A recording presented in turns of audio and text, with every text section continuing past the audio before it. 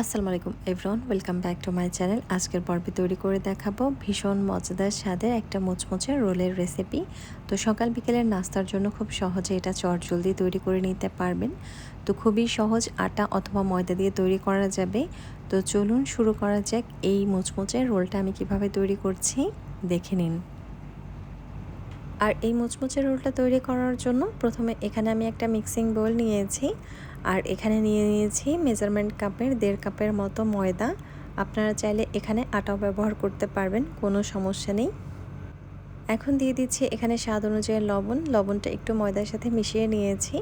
এরপর এখানে রান্নার তেল দিয়ে নিয়েছি, এখানে সয়াবিন তেল নিয়েছি। এটাকে খুব ভালো করে ময়দার সাথে মিশিয়ে নেব। তো ময়দার সাথে যত ভালো করে তেলটা মিশিয়ে নেবেন ততই কিন্তু মুচমুচে হবে এই রোলগুলো।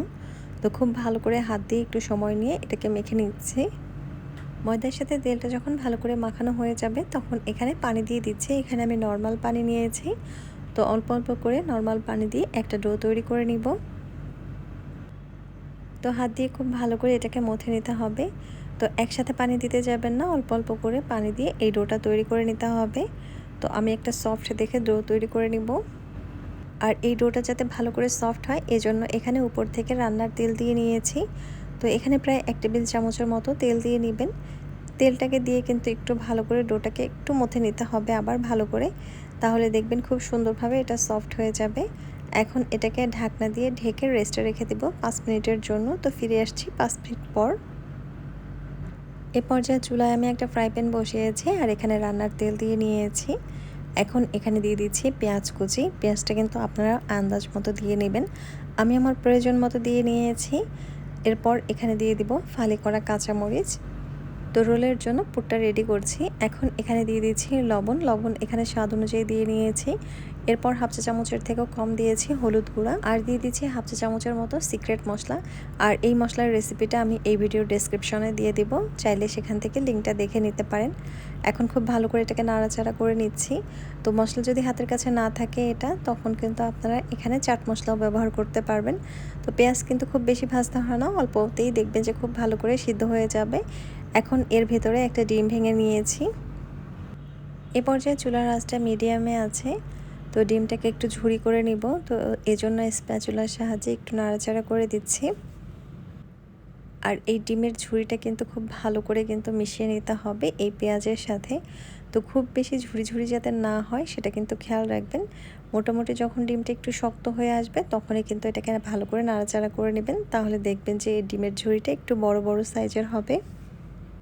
তো পেঁয়াজের সাথে ডিমটা খুব ভালো করে ভেজে নিয়েছি। তো এটা কিন্তু ভাজা হয়ে গেছে। তো দেখুন পুরটা একেবারেই রেডি। খুব চমৎকার একটা ফ্লেভার এসেছে এই পুরটা থেকে, আর খেতেও কিন্তু অসম্ভব মজার হয়েছে।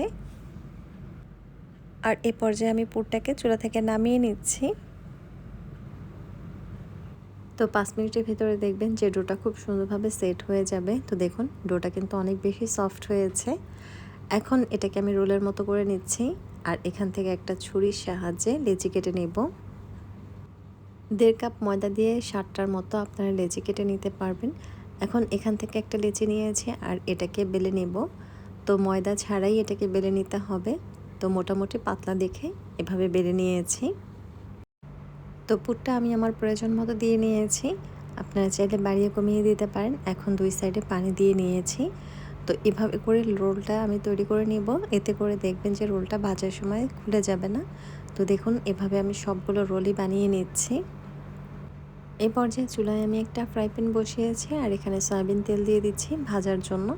তো তেলটা যখন হালকা গরম হয়ে আসবে তখন এখানে এক এক করে এভাবে রোলটা দিয়ে নেব। রোল ভেজে নেওয়ার সময় কিন্তু অবশ্যই গ্যাসের ফ্লেমটা মিডিয়াম টু লো এর মাঝামাঝিতে থাকবে। খুব বেশি হাই হিটে ভাজতে যাবেন না, তাহলে দেখা যাবে যে ভেতরটা কাঁচা থেকে যাবে।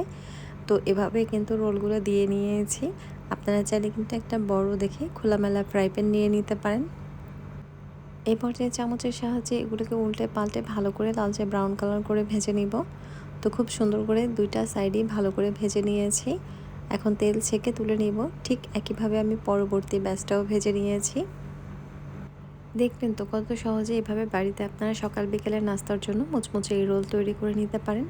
তো দেখবেন পরিবারের সবাই কিন্তু অনেক বেশি পছন্দ করবে এই রোলটা।